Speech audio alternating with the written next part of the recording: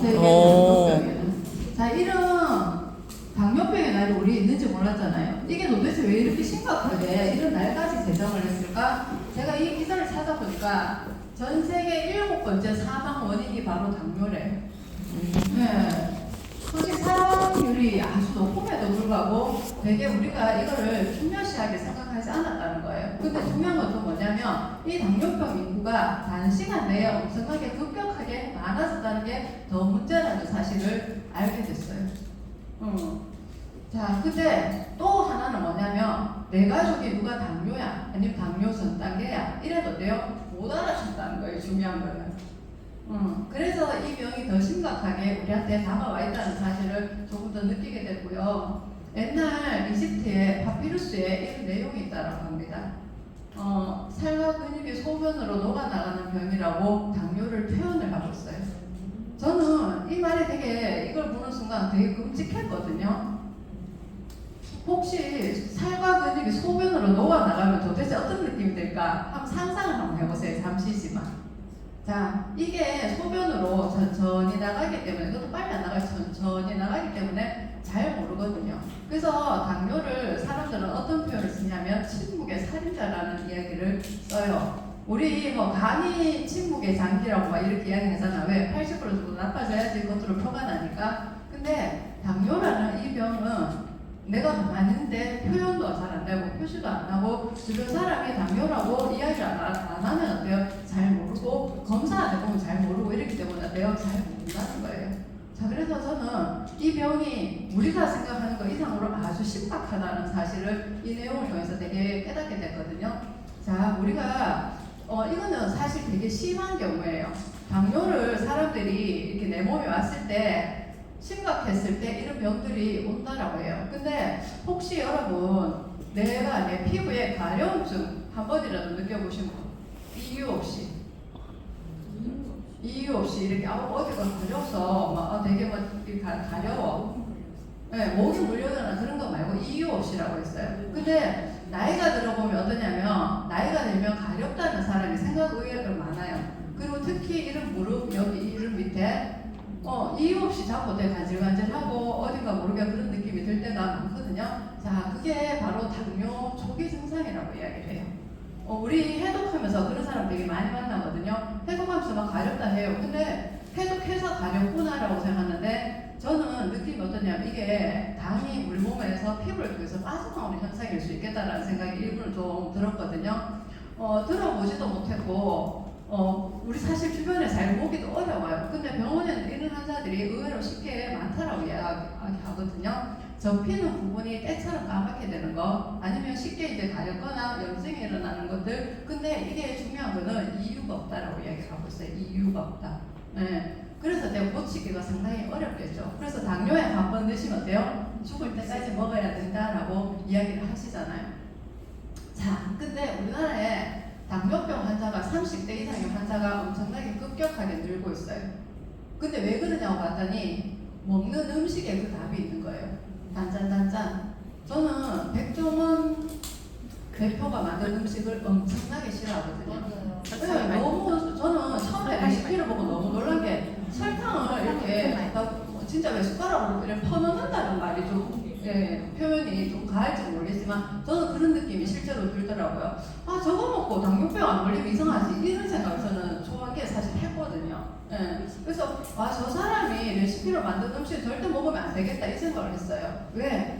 한 번 먹으면 괜찮겠지만 자주 먹게 되면 반드시 문제가 일어날 수밖에 없구나라는 사실 저는 느끼게 됐거든요. 자, 근데 중요한 건 뭐냐면 사람들이 당뇨병이 젊은 사람들이 요즘 식습관이 안 좋으니까 엄청나게 많이 일어나고 이런 거를 사람들이 느껴요. 알아요. 그래서 심각한 질병이 될 수밖에 없구나라는 걸 알거든요. 엄청나게 저렇게 많은 사람들이 알고 있으니까 90% 가까이가 인지를 하고 있으니까 이 병에 대해서 경각심을 느껴야 되는 건 당연하잖아요. 자, 근데 중요한 건 뭐냐면 대부분 다 내가 당뇨인지 아닌지 모른다는 거예요. 전 단계인지 아닌지도 모른다는 거예요. 근데 그거에 대해서 검사를 해볼 생각도 안 한다는 거예요. 자, 우리 나라에서 건강검진 해줄 때 40 넘어야 해줘요. 그러니까 20, 30대는 모를 수밖에 없어요. 내가 건강에 관심이 있지 않고서 우리 하면서 건강검진을 받지 않고서는 이것을 알 도리가 별로 없는 거예요. 자, 그래서 20, 30대 당뇨는 발견하기도 되게 어렵다는 거예요. 자, 어릴 때는 태어나면서부터 그런 애들은 쉽게 발견할 수 있어요. 왜? 요즘은 전부 다 병원에서 애를 다 낳기 때문에. 자, 그런데 청소년부터 시작해서 식습관이 엄청 나빠지고 어제 편의점 음식이나 막 이런 것들을 진짜 많이 먹잖아요. 그럼에도 불구하고 발견할 수 없는 현실이 사실은 되게 안타깝다라는 생각이 저는 들더라고요. 자, 그런데 더 심각한 건 뭐냐면 2050년이 되면 전체 인구의 10% 정도가 당뇨병이 걸린다라고 이야기를 하거든요. 자, 우리 이 지구상에 있는 인구의 혹시 평균적인 수명이 지속적으로 늘어오고 있는 거 여러분 느끼세요? 저는 몇 년 전에 여자들 평균 수명이 한 85세 정도로 들었는데 얼마 전 기사에 보니까 91세로 나와 있더라고요. 실제로 많이 늘었잖아요. 자, 근데 이 기사에서는 뭐라고 얘기하냐면 당뇨병이 한번 보세요. 80년간 세계인의 건강과 기대 수명을 결정한다라고 이야기를 하고 있어요.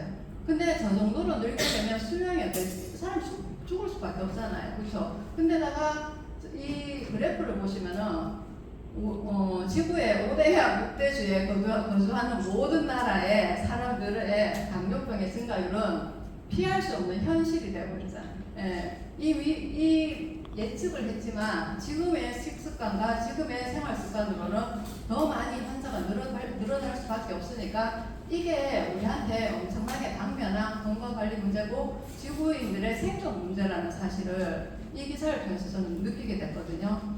자, 앞으로 저렇게 당뇨 환자들이 늘어나게 되면 이 시장의 경제적인 효과도 상당히 크겠죠. 이거와 관련해서 우리는 어떤 솔루션을 찾아야 된다는 생각이 저는 좀 들었습니다. 자, 혹시 예전에 우리나라 조선시대 막 이럴 때 밥그릇 크기 네, 뭐 머슴밥 이렇게 하면서 막 저 왼쪽에 박물관 가면 우리 볼 수 있는 밥그릇이잖아요. 그렇죠? 자, 근데 요즘 현대인들 밥그릇 되게 작아진 거 아세요? 그 당뇨 혈당기 그거 연속 측정기 사시면 카카오에서 저번에 밥그릇 주던데 밥그릇이 우리가 일상적으로 쓰는 밥그릇보다 더 작았어요. 자, 그런 밥그릇이 이게 사실은 우리나라 사람들 밥그릇 크기가 되게 작아졌음에도 불구하고 우리나라의 당뇨 환자 수가 엄청나게 늘어났다는 걸 의미하거든요. 근데 실제로 이 당뇨의 여러 가지 원인들이 있지만 그 중에 한 가지가 제일 메인으로 보는 게 사실은 비만이거든요. 자, 한국 사람들 서양인에 비해서 되게 날씬해요. 우리 어디 외국 한번 가보세요. 남미라든지 뭐 미국이라든지 이런 데 가보면 사실 뚱뚱한 사람 되게 많잖아요. 많은데 그들과 그 뚱뚱한 사람이 우리나라 훨씬 적은데도 불구하고 당뇨 환자 수는 비율이 비슷하다라고 이야기를 합니다.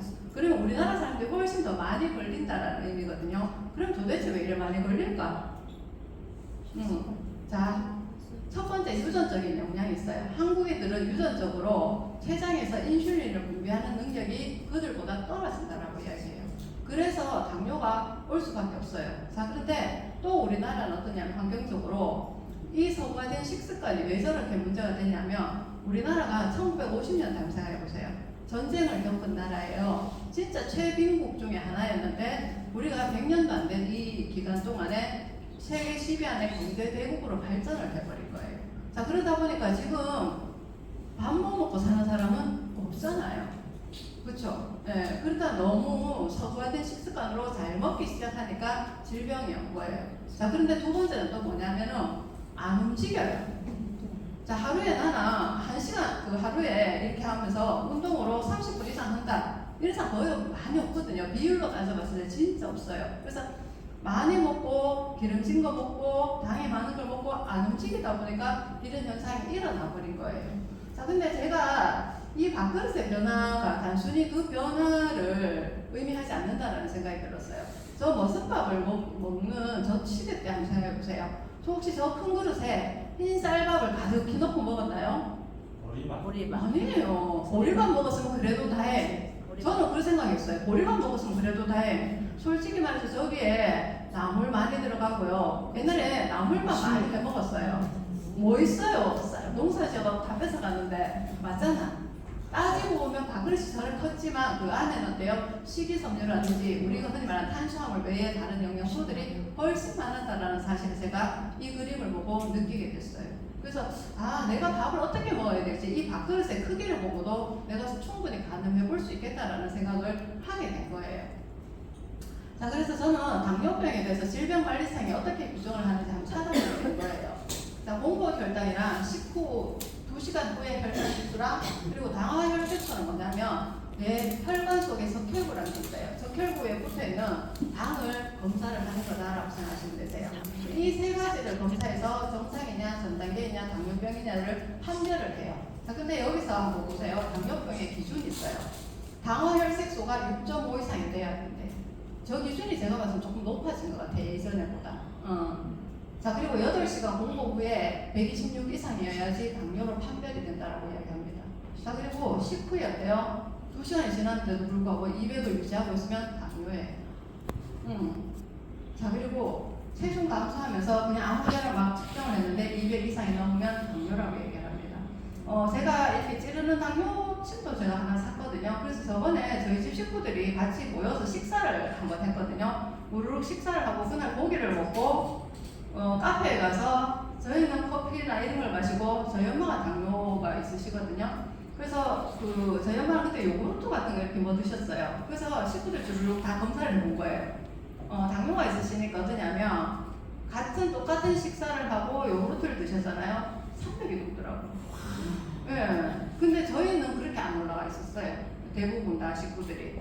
그래서 진짜 이 수치가 너무 들쑥날쑥한 게 크게 많이 올라가 있다는 사실을 깨닫게 됐거든요. 근데 의사들은 노인들이 그렇게 당뇨약을 지속적으로 오랫동안 먹게 하시거든요. 그랬을 때 여러 가지 문제점이 사실은 생길 수밖에 없겠죠, 그죠? 자, 그래서 이 혈당이라는 것에 대해서 조금 명확하게 알 필요가 있다. 혈당을 유지하는 게 왜 필요한가? 저는 찾아보게 되니까 혈당이 우리 몸의 항상성이라는 걸 유지한다라고 해요. 세포에 영양을 공급해야 되잖아요. 내가 음식을 먹음으로써. 자, 근데 그거를 적절하게 줘야 된다는 거예요. 필요로 할 때. 자, 그런데 많이 넣어줬다, 안 넣어줬다, 혈당이 높고 막 이렇게 왔다 갔다 한다는 거는 그런 의미거든요. 많이 넣어줬다, 안 넣어줬다, 뭐 굶어줬다, 막 이렇게 하니까 세포도 어떠냐면 지가 대비를 해요. 야, 안 주네 라고 이야기를 하니까 내가 저장을 하게 될 것이고 자꾸 내가 방어라는 걸 하게 되겠죠. 그러면서 이런 문제가 생긴다고 해요. 근데 이 혈당이라는 거는 짜가 문제가 생기거든요. 과해도 문제가 생기는 거거든요. 균형이라는 게 그래서 중요하다는 사실을 우리가 이런 내용 속에서 알 수 있어요. 급격하게 왔다 갔다 하는 거는 전부 다 문제가 생길 수밖에 없다. 우리 몸에 안정적인 어떤 건강 컨디션을 해칠 수밖에 없다는 사실을 이 내용을 통해서 느낄 수 있어요. 그래서 당뇨를 사실은 전 단계부터 시작해서 초기 단계 때 대부분 느낄 수 있는 현상이에요. 한번 보세요. 요즘 현대인들 기분 나쁜 사람 진짜 많잖아요. 네. 그렇죠. 그러니까 스트레스가 많다라고 이야기하겠죠. 그래서 조금 앉았다 일어서 어지럽다는 사람, 울리면서 피부색이 또 창백하다라고 나오지만, 솔직히 건강한 피부처럼 보이는 사람이 생각보다 많이 없어요. 우리 흔히 말해서 혈색이 좋아 보이는. 근데다가 손이 떨리고 이런 여러 가지 증상들이 좀 있는데 제가 이 중에서 보니까 사람들이 당 땡긴다라고 많이 이야기를 하잖아요. 가만히 기분 나쁠 때도 당이 땡기고 살짝 어지러울 때도 당이 땡길 수 있고 손이 약간 떨려도 당이 땡긴다는 이야기를 하고 피곤해도 당이 땡긴다고 허기져도 당이 땡긴다고 그쵸? 네, 그래서 이 진짜 당의 문제가 심각하다라는 사실을 이걸 보면서 느끼게 됐어요. 네, 그래서 내 주변에 혹시 이런 사람이 있다면 혈당 체크 한번 해봐 이렇게 좀 추천을 해봐드리면 좋겠다는 생각이 들었어요. 자, 저게 그냥 혈당이 조절이 안 된다는 것 자체가 문제가 아니라 우리의 당뇨 자체로는 큰 병이 아닐 수 있어요. 근데 이게 가져다주는 이게 연결되는 합병증이 훨씬 더 무섭다라는 사실을 저는 깨닫게 됐거든요. 이유는 뭐냐면 이 혈당이 전부 다 혈액 속에 있는 당이잖아요. 근데 그 혈액 속에 혈관이 있잖아요. 혈관이 연결되지 않은 내 몸의 장기가 어디 있을까요? 난 볼 데도 없어요. 자, 그래서 내가 당에 문제가 있다면 내 온몸 전체에 문제가 생길 수밖에 없구나. 특히 모세혈관이 가는데 가장 큰 문제가 있겠다라는 사실을, 왜 심장에서 가장 먼 부위가 대부분 다 모세혈관이 있기 때문에. 근데 이 중에 모세혈관이 집중된 곳이 어디냐면 눈, 심장, 성기, 발 쪽으로도 돼요. 멀잖아요. 그래서 그런데 심각한 문제가 생길 수밖에 없는 거예요. 저는 다른 거보다 실명했을 때 가장 진짜 힘들겠다 이 생각을 많이 했어요. 왜? 내가 처음부터 태어날 때부터 이게 안 못 본 사람이 아니잖아요. 살다가 저렇게 되면은 진짜 얼마나 답답할까 이 생각이 들었거든요. 자, 그리고 인슐린이 이 당뇨를 조절하는 호르몬 중에 하나가 인슐린이잖아요. 이게 너무 바닥에 넘쳐나서 오는 질환이에요. 사실은 결국은 기결이더라고요. 적든지 많든지 어쨌든 간에 병은 기결이더라고요. 그래서 이게 우리가 갖고 있는 대부분의 질환과 전부 다 연관이 있는 거예요.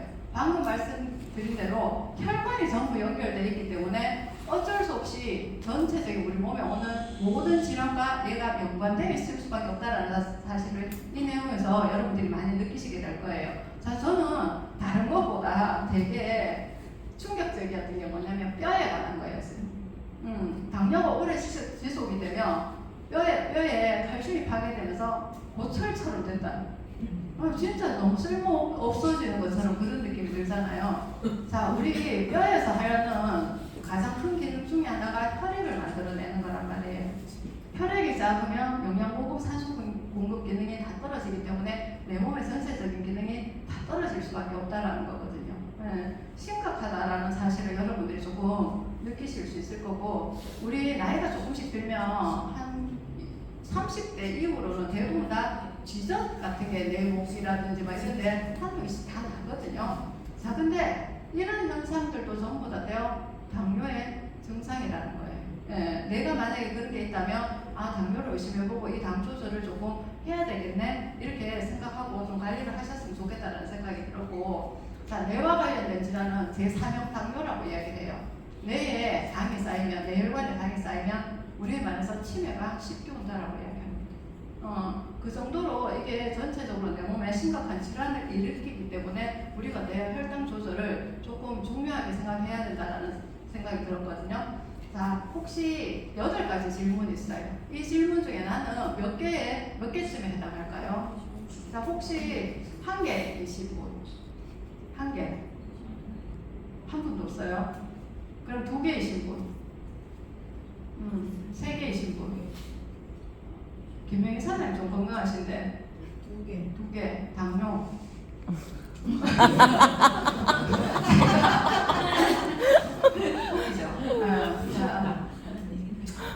이 질문에 한 개만 해당하셔도 당뇨래요. 한 개만 해당하셔도. 자, 그래서 우리가 이 심각성을 깨닫지 못하는 거예요. 너무 가볍게 생각하는 거죠, 대부분 다. 근데 대부분 여자들은 먹고 싶어 좀 있잖아요. 자기 배에 만족한 사람, 제가 봐서 여기에 몇 분 계시겠노?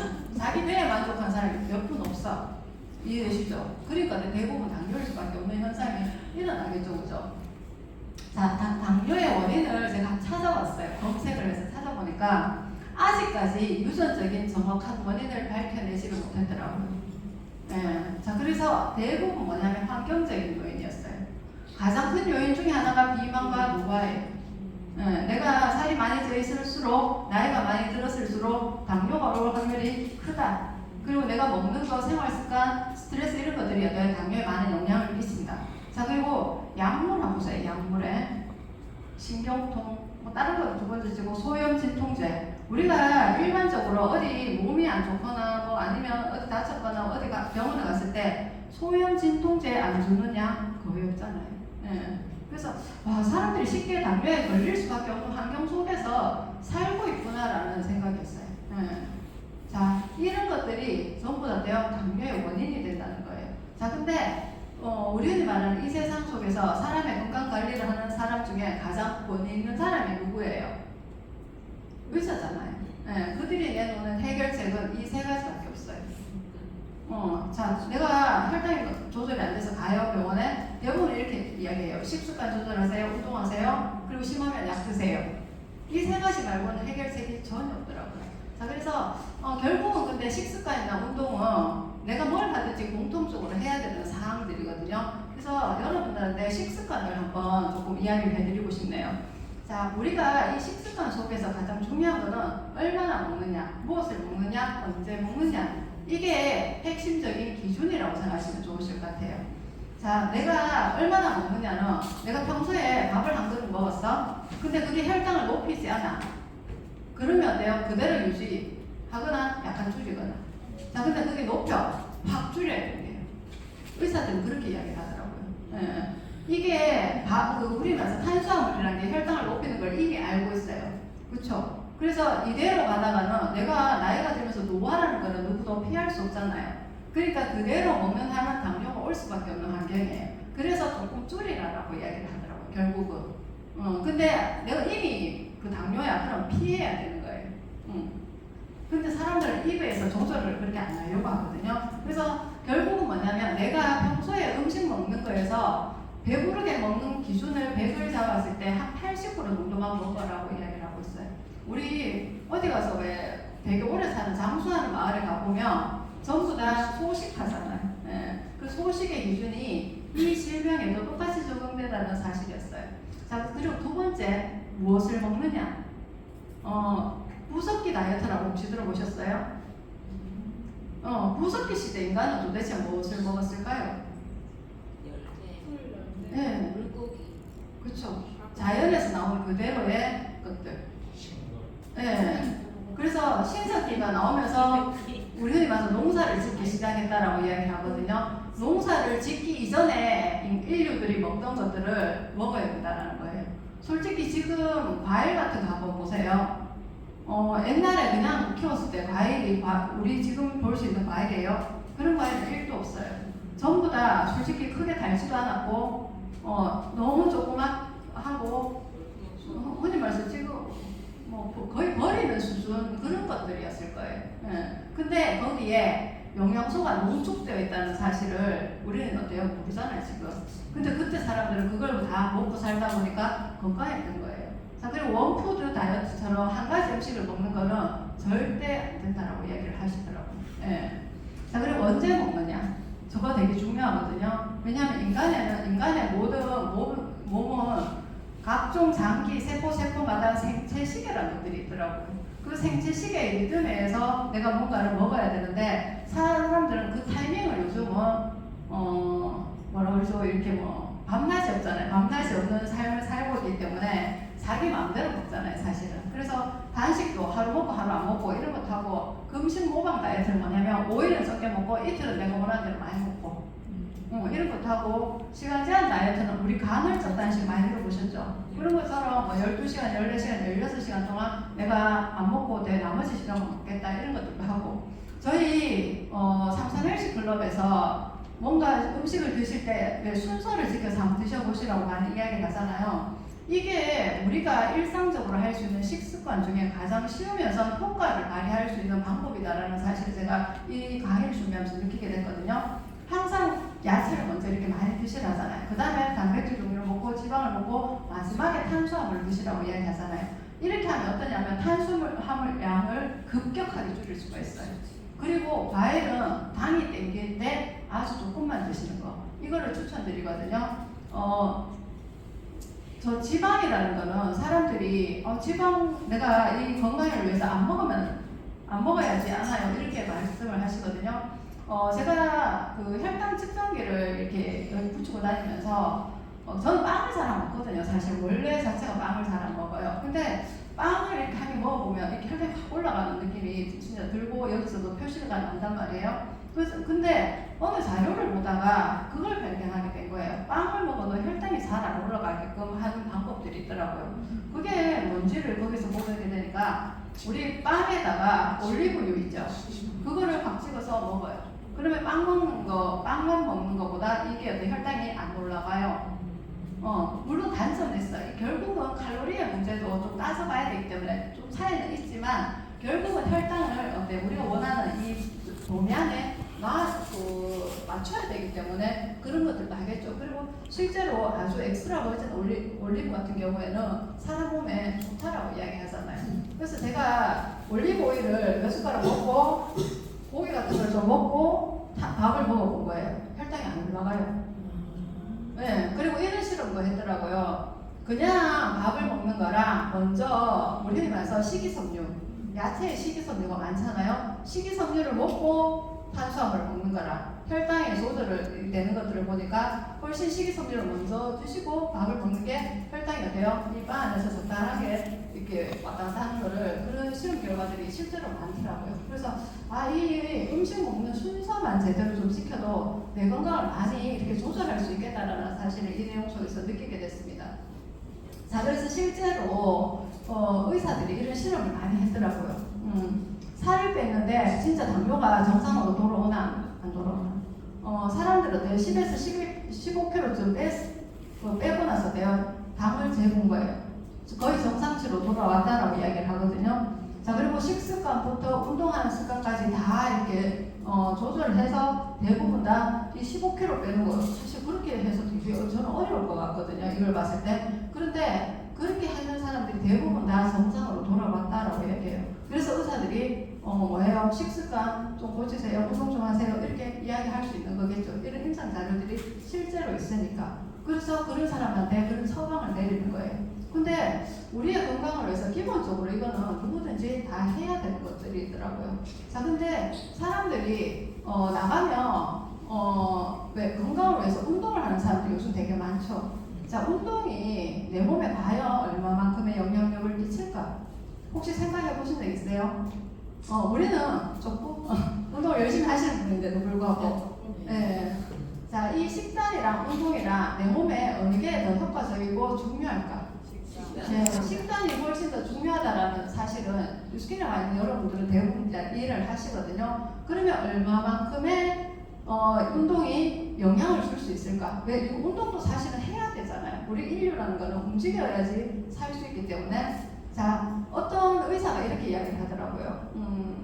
일단 식단으로 살을 빼라. 그리고 그걸 잘 유지하기 위해서 운동을 해야 된다. 이렇게 이야기를 하더라고요. 네. 자, 근데 이런 프로그램이라든지 내가 건강을 해서 음식량을 줄여요. 대부분 다. 맞죠? 자, 그런데 음식량을 줄이게 되면 내 몸은 절전 모드라는 게 돼버립니다.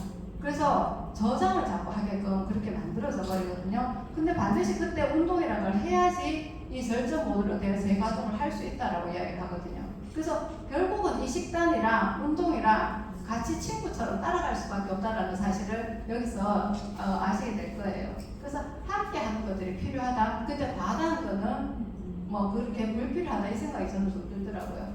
자, 그리고 마지막에 할 수 있는 거는 대부분 다 약을 드시는 거예요. 당뇨약을 드시는 거예요. 당뇨약 저기 뭐 물류만 돼 있지만은 요 약의 종류는 엄청나게 많겠죠, 그죠? 실제로 저는 의료인이 아니라서 정확하게는 잘 모르겠더라고요. 왼쪽에는 뭐 성분에 관련된 거고 그와 관련된 것들에 대한 어떤 효능이라든지 이런 것들이었거든요. 자, 근데 우리 약하면 가장 크게 생각나는 게 뭐예요? 예, 실제로 당뇨약의 부작용이 많습니다. 근데 우리가 이거는 간과하지 않고 그냥 혈당만 조절해 주는구나 라고 생각하고 먹게 된단 말이에요. 그리고 사람의 몸을 관장하는 의사가 당연히 처방을 해주니까 믿고 또 먹게 되고 여러 가지 여기 주의점이 저는 더 심각하다는 생각이 들어요. 우리 당뇨 있는 사람 가만히 상상해 보세요. 그것만 단일하게 병으로 갖고 있는 사람은 거의 없어요.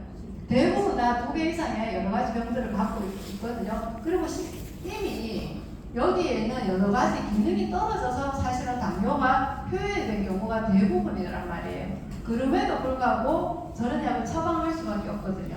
자, 여러 가지 효과들이 실제로 있어요. 많은 부작용도 있어요. 하지만 처방을 할 수밖에 없어요. 근데 과학기술이 발달하다 보니까 이 당뇨와 관련된 호르몬이 인슐린만 있는 게 아니거든요. 뭐 글루카곤도 있고 갑상선 호르몬도 있고 막 이렇거든요. 그런 여러 가지 호르몬들을 연구를 하다 보니까 메나레처럼 저 GLP-1이라는 게 있어요. 저것도 호르몬이거든요.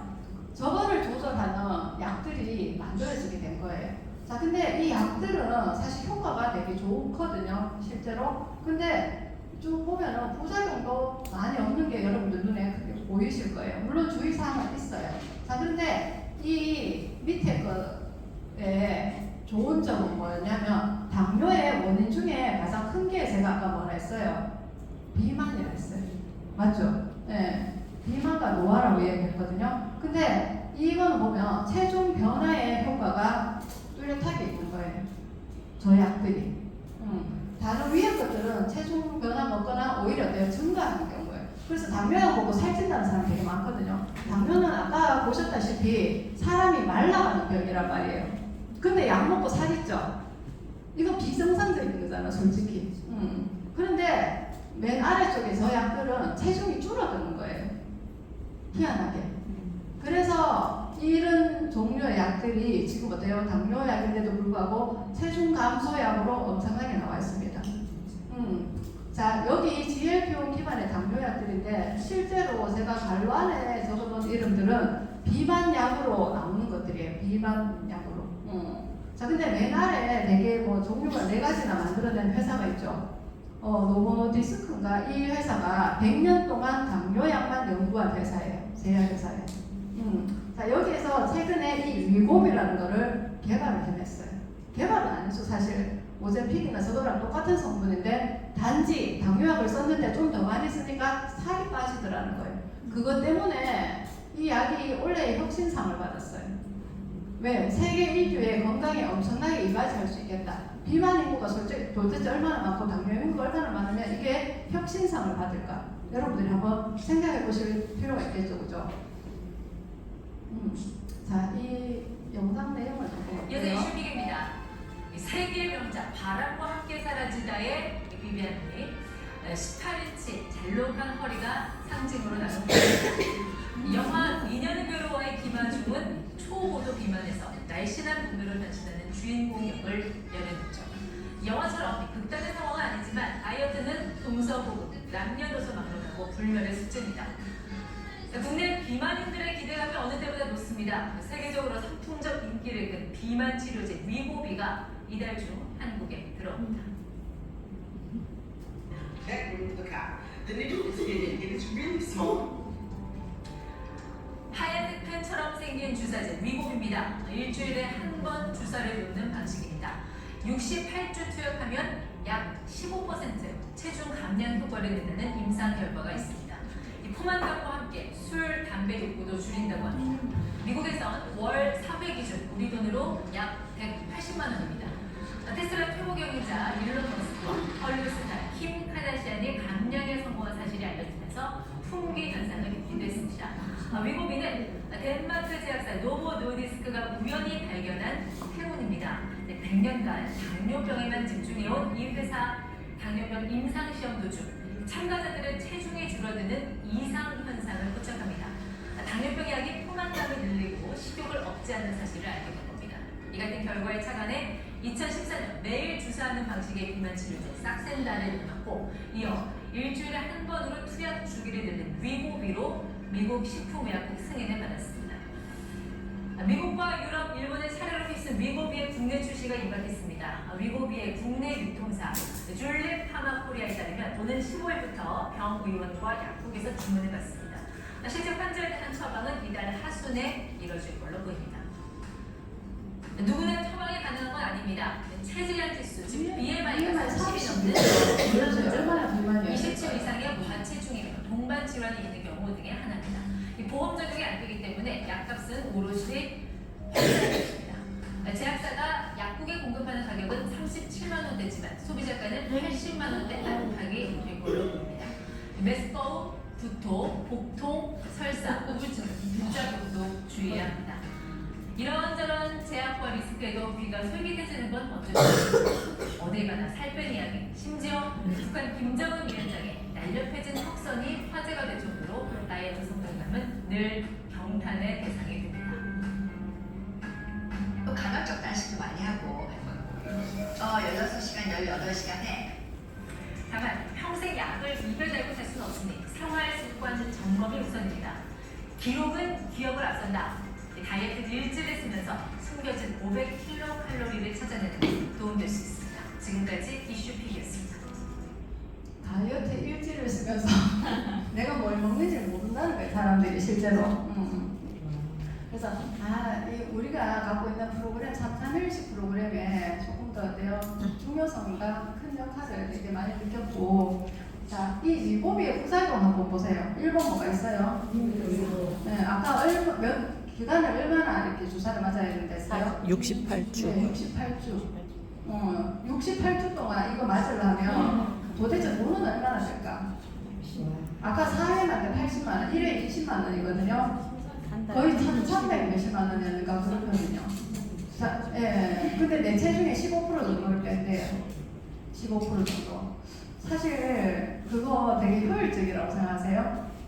그렇지 않잖아요. 우리 이런 부작용을 감수한 심지어 정신병까지 오는데 이런 약을 우리가 이런 위험성을 안고 많은 사람들이 그래도 원한다는 거예요.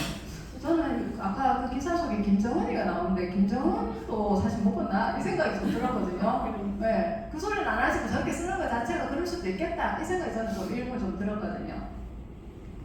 자, 그런데 이런 부작용이 1도 없이 안전한데 효능이 탁월한 TRB가 여러분들한테 혈당을 조절하는 제품으로 탁월하다고 알려드리고 싶어요. 여기에 들어있는 여러 가지 핵심적인 유효 성분들이 그런 작용을 많이 합니다.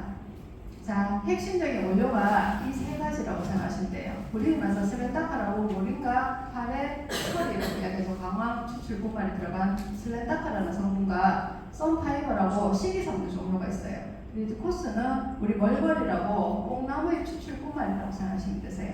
자, 이 세 가지가 어떤 역할을 하는지 여러분들한테 조금 보여드릴게요. 자, 이 슬렌다커는 우리 스타트민과 실프레스라는 이 두 제품 속에 핵심 성분으로 들어가 있습니다. 자, 이 슬렌다커를 만들어낸 회사가 있거든요. PLD헬스라고. 자, 거기에 이 슬렌다커 성분에 대한 여러 가지 효능 설명들이 나와 있어요. 이미 임상 실험이 다 됐다라는 거고, 비자극성 열생성은 우리 몸의 체온이 높아지는 걸 의미하는 거예요. 자, 체온을 1도 높이면 암도 안 걸린다라고 얘기를 하잖아요. 네, 그렇게 나를 만들어준다는 거예요. 그리고 저한테 가장 이렇게 와닿았던 거는 휴식기 대사율을 높여준다는 거거든요. 내가 별짓을 안 하고 가만히 앉아있고 누워있고 자는데도 불구하고 이 성분은 나를 대사시켜주는 거예요. 우리가 아까 당뇨라는 이 질환들은 전부 다 대사성 질환이란 말이에요. 가만히 있는데도 지가 알아서 대사를 시켜주면 당연히 내 건강이 훨씬 더 좋아지겠죠. 자, 그리고 혈청 지질이 현저히 개선된다라고 적혀 있어요. 저거는 제가 이런 의미로 해석을 했어요. 혈청 지질이 개선된다는 것은 우리 혈액 속에 혈액이 깨끗해진다는 의미예요. 자, 깨끗해지면 내 머리 끝에 발끝까지 연결되는 모든 혈관 속의 혈액은 깨끗해질 거예요. 그런 혈액을 공급받는 장기 세포들은 다 건강이 좋아질 수밖에 없는 거예요. 자, 그리고 향상된 사용자 기분, 당연히 우울증이나 이런 것들에도 효과가 있다라는 느낌이 들겠죠, 그죠? 그리고 물에 녹여서도 먹을 수 있고 특허를 다 받은 원료라는 거예요. 저는 그래서 솔직히 이런 연구들이 돼 있는지 좀 찾아보고 보게 됐거든요. 실제로 이런 임상이 돼 있고 보면 근육량과 갈색 지방을 증가시킨다라고 돼 있어요. 갈색 지방은 내 몸에 아주 좋은 열을 내는 지방이거든요. 이런 것들을 증가하고 몸에 나쁜 백색 지방을 갈색 지방 조직으로 전환하는 그런 효과가 뛰어나다라고 이야기를 이 논문에서 하고 있더라고요. 자, 그리고 여기도 보시면 LI850008F라는 게 결국은 슬렌다카라는 저 성분이에요. 저걸 갖고 임상을 했는데 고지방 식단에서 이제 그 비만한 지 실험을 한 거예요. 전부 다 되게 날씬하게 바뀌었다라는 그런 내용의 논문이었어요. 그래서 튀건물을 먹는 것만으로도 지속적으로 먹는 것만으로도 사람은 날씬해질 수 있고 건강해질 수 있다라는 사실을 좀 느끼게 됐고요. 자, 그리고 우리가 갖고 있는 다음 혈당 엣지라고 이름이 바뀌어서 나올 거예요. 이 마이엣지 속에 핵심적인 성분들이 사실은 되게 많이 들어있거든요. 귀리는 바지 사장이라고 생각하시면 되세요. 나머지 두 가지 성분이 이 제품의 가장 핵심적인 성분인데, 자, 그 중에 무화과는 무화콩에서 만든 건데 이게 장을 되게 편안하게 하는 작용이 실제로 있거든요. 자, 근데 제가 가장 놀란 것 중에 하나가 뭐냐면 120건의 인간 임상이 있대요. 120건의 인간 임상이. 그리고 180건 이상 발표된 연구 논문이 있어요. 자, 도대체 이 원료에 어떤 기능들이 있길래 저렇게 연구가 많이 되어 있을까? 인간의 건강과 관련된 거의 모든 실험은 다 행해졌다라고 생각하셔도 과언이 아닐 정도로 이 구황콩의 효능이 탁월하다라고 생각하시면 돼요. 장에 좋고 이런 것들은 혈관 심혈관계에서 미네랄 흡수를 좋게 하고 이런 것들은 이미 다 돼 있어요. 자, 많은 영양소들이 내 몸에 잘 흡수되려면 장이 좋아져야 되는데 이게 그 역할도 충분히 할 수 있고 우리가 흔히 말하는 혈당 기능과 관련된 효과는 탁월하게 있어요. 식후 혈당이 안 떨어지게 되면 우리가 왜 당뇨로 판별을 받잖아요. 그 부분에 아주 효과가 탁월하고 내가 이 혈당이 조절이 잘 된다는 의미는 저기서 말하는 포만감이나 배고픔이나 이런 것들이 어때요? 급격하게 이렇게 일어나지 않는다는 의미하는데 그게 잘 유지된다는 의미라고 여러분들이 받아들이셔도 좋으실 것 같습니다. 실제로 이걸 미국의 영양학회에서 임상을 했는데 먹은 부분 이 사람들이 전부 다 공복혈당이라든지 당화혈색소 부분이 아주 좋아진 것들이 임상적으로 이미 증명이 됐습니다. 자, 그리고 가장 핵심적인 게 뽕나무의 추출 분말인데 우리 뽕나무 추출물 분말 이런 거 먹고 이파리는 누가 먹어요? 누에가 먹잖아요. 그래서 사실은 별로 이파리 같은 거는 별로 먹을 일이 없는데 이파리를 먹는 누에에서 나온 게 BF7이니까 또 뭐 그거를 또 연관돼가 막 생각이 나는 거예요, 저는. 근데 뭐 어쨌든 이 뽕잎 추출 분말이 아까 당뇨약을 만든 GLP-1 계열의 그 약들이랑 효능을 제가 조금 비교를 해본 거예요.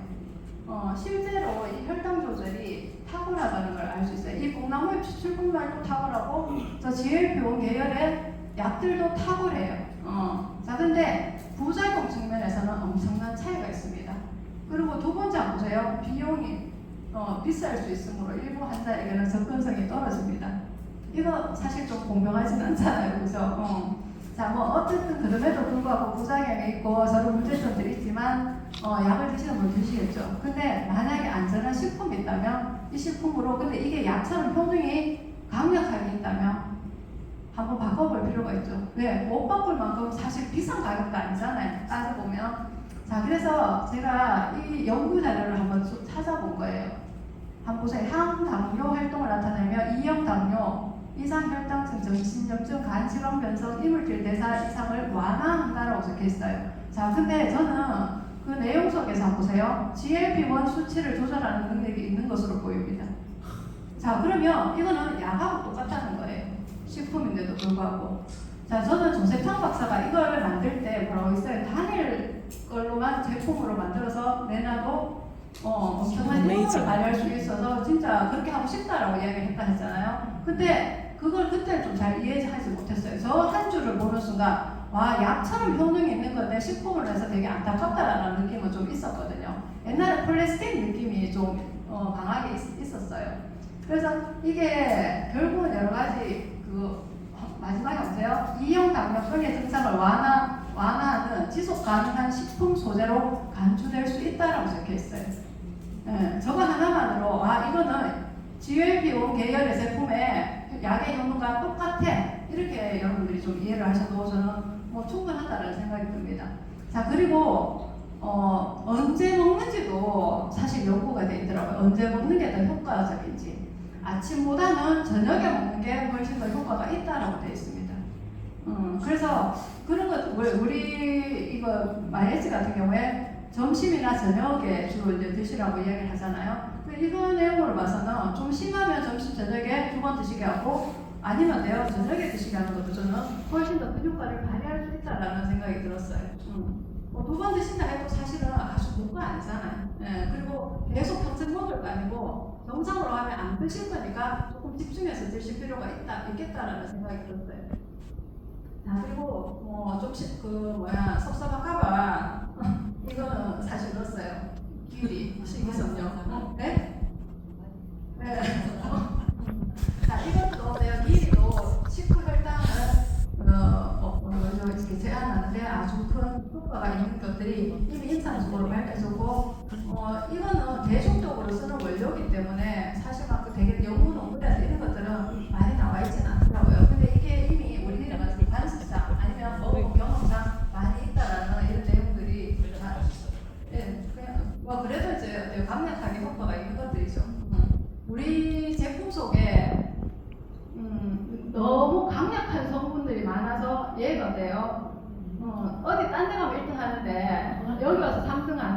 이렇게 생각하시면 좋으실 것 같아요. 자, 인체 구성 성분의 비율이에요. 저는 항상 내 건강을 지키기 위해서 이 부분을 좀 신경 써보시라고 이야기를 하거든요. 왜냐하면 몸에 필요한 몸을 구성하고 있는 우리 영양소의 비율이 이렇게 있는데도 불구하고 자꾸 엉뚱하게 먹잖아요. 이거 저거 한번 보세요. 어디 나왔냐? 이상학습백과 중학교 과학에 나와 있어요. 네, 중학교 때 이미 이런 걸 배우는데도 불구하고 여기서 가장 내 몸의 구성 성분 중 가장 적은 탄수화물을 엄청나게 먹고 있는 거예요. 그러니까 불균형하게 먹으니까 내가 건강이 나빠질 수밖에 없다는 사실을 우리가 이 내용으로 느낄 수 있거든요. 그래서 물을 좀 많이 드시고 단백질도 좀 잘 챙겨서 드시고 지방도 좀 드시고 몸에 좋은 지방들은 먹어야 돼요. 실제로. 그리고 무기염료는 전부 다 미네랄 종류예요. 야채, 과일 이런 거 좀 챙겨서 자연에서 나온 것들 잘 드셔야 된다는 소리겠죠, 그죠? 그런 걸 먹고 탄수화물을 나중에 쬐끔만 드시는 거예요. 네. 그렇게 먹었을 때 내 건강을 평소의 식습관으로 잘 유지할 수 있겠다라는 생각이 들었어요. 저는 연속 혈당 측정기를 2번 이렇게 붙여봤거든요. 한 번은 11짜리, 한 번은 15짜리를 붙여보게 됐는데 이게 한 번 해본 거랑 2번 해본 게 느낌이 되게 달랐어요. 첫 번째는 좀 신기했어요. 아, 이거 먹고 이렇게 올라가네? 와, 혈당을 이렇게 측정할 수 있어? 이런 느낌이었어요, 실제로. 근데 두 번째 하게 되면서는 어떤 느낌이 들었냐면, 아, 이게 어떤 음식이 내 몸에 맞고 어떤 음식이 내 몸에 안 맞고 혈당을 올리는 게 어떤 음식은 나를 이만큼 오르게 하고 어떤 거 이렇게 먹는데 안 오르네? 그리고 언제 먹는 게 맞는지를 조금 찾게 된 거예요. 아까 제가 말씀드렸잖아요. 식이섬유를 먹고 나서 탄수화물을 먹었어요. 혈당이 별로 안 올라가요. 그걸 두 번째에서 찾게 된 거예요. 그래서 내 몸에 맞는 거를 언제 먹느냐 이것도 되게 중요하다는 사실을 이 연속 혈당 측정기를 이렇게 붙여보고 하는 거예요. 그래서 여러분들이 반드시 한 번이 아니라 2-3번 정도는 해봐야지 이걸 명확하게 잘 이해할 수 있겠다라는 생각이 들었어요. 왜 이런 생각이 들었냐면 저는 사실 그 돼지국밥 같은 거 먹어도 탄수화물이 밥 한 숟갈 먹잖아요. 같이 밥하고 고기하고 국물하고 그러잖아요. 그러면 올라가요. 근데 제 파트너 중에 한 분은 자기는 국밥 먹으면 안 올라간대요. 도대체 왜 그렇죠? 근데 그 사람도 탄수화물 먹은 거잖아요. 똑같이 먹은 거. 똑같이 한 숟가락 밥하고 고기하고 다 같이 한 숟가락 더 먹은 거란 말이에요. 근데 그 사람은 안 올라가는 거예요. 자, 이 혈당이라는 것도 어떠냐면 사람마다 다른 거예요. 어떤 음식이 이 사람은 올리지만 이 사람은 올리지 않는 거예요. 자, 그래서 요즘 등장하는 게 뭐냐면 개인 맞춤 영양이에요. 똑같은 걸 먹는다고 똑같이 뭔가가 일어나지는 않더라. 사람마다 돼요. 이 영양소 먹고 이 영양소 먹고 이 영양소가 맞는 게 다 다르더라는 거예요. 저는 저녁에 커피 마셔도 밤에 잠 잘 자거든요. 근데 3시 이후로 커피 마시면 안 되는 사람이 여기 많잖아요. 그런 거 서로 다르더라는 거예요. 그 다름을 찾기 위해서 연속 혈당 측정기를 한번 해보시라는 거예요. 그래야지 내 몸을 정확하게 알 수 있어요. 그런 걸 통해서 이제 어때요? 이제 사람들은 나한테 맞는 것들을 찾아가기 시작하는 거예요. 이런 시장이 이제 열리는 거예요. 유전자, 혈액, 소변, 대변, 모발 여러 가지 검사를 통해서 나를 찾아가는 거예요. 근데 우리가 할 수 있는 것 중에 하나가 돼요. 연속 혈당 측정기인 거예요. 그걸 통해서 내 몸에 맞는 음식을 우리가 다시 찾아갈 수 있단 말이에요. 자, 이런 것들을 통해서 개인 맞춤을 해줄 수 있다면 엄청나게 좋겠죠. 자, 근데 유스케이는 이런 일을 하고 있잖아요, 지금. 자, 유스케이는 지금 웰스파나 루미스 바이오를 통해서 내 데이터를 모으고 있어요. 내 생활 습관에 대한 데이터라든지 내 몸에 대한 데이터를 모으고 있겠죠. 앞으로 마이크로바이오 검사를 하고 카로티노이드 검사를 하고 DNA 검사를 할 거예요. 이런 것들을 통해서 내 몸에 맞는 컨설팅을 해주게끔 이 회사가 인파업이라는 거대한 프로젝트를 지금 진행하고 있습니다. 이건 어때요? 나한테 딱 맞는 개인 맞춤한 컨설팅을 해주겠다는 게 이 회사의 가장 궁극적인 목적이라고 생각하시면 돼요.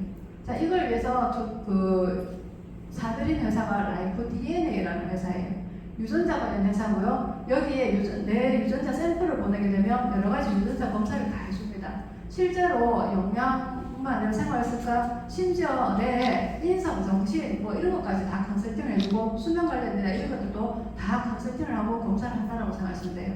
이미 120가지 정도의 어떤 이렇게 뭐라 그러죠? 컨설팅 관련된 어떤 그런 프로그램을 갖고 있다라고 생각하시면 돼요. 120가지 정도. 자, 이런 회사가 저희와 지금 손잡고 있어요. 앞으로 우리에게 개인 맞춤과 관련된 역량, 뭐 습관, 생활 습관 컨설팅 이런 것들을 전체적으로 해줄 수 있는 그런 회사라고 생각하시면 되십니다. 자, 우리가 건강하기 위해서 사실 여러 가지 몸에 좋은 것들을 실제로 많이 하고 있습니다. 하지만 소개를 제대로 검사하지 않으면 잘 모른단 말이에요. 그렇죠? 근데 그 소개들을 제대로 검사해서 나한테 맞는 맞춤형으로 뭔가를 제공해 줄 수 있다면 나한테도 좋겠지만 내가 가진 시장성에도 엄청난 영향력을 저는 발휘할 수 있다고 생각하거든요. 이 시장에 내가 주인이 되기 위해서는 지금부터 이 부분에 조금 관심을 기울이시고 많이 조금 공부해보시고 알아보셨으면 좋겠습니다. 오늘 제 강의가 여러분들한테 도움이 되셨으면 참 좋겠습니다. 강의를 마치겠습니다. 감사합니다.